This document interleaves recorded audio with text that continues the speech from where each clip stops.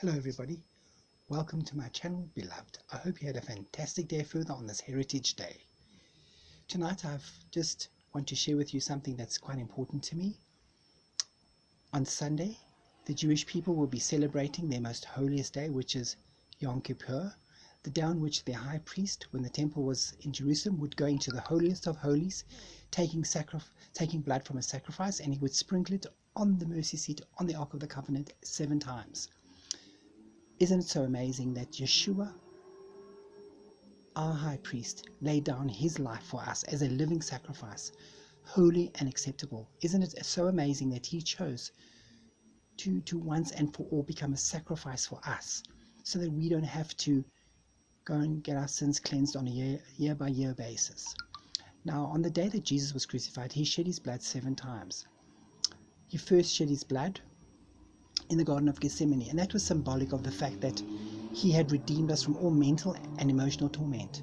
The second time he shed his blood was when his beard was plucked up by Caiaphas the high priest. This was symbolic of the fact that he had redeemed and restored our self-image before God. The third time was when they placed a crown of thorns upon his head. This was symbolic of the fact that he became a curse for us, that he bore all the curses of the law of sin and death upon himself. The fourth time was when he was flogged and beaten by the Romans.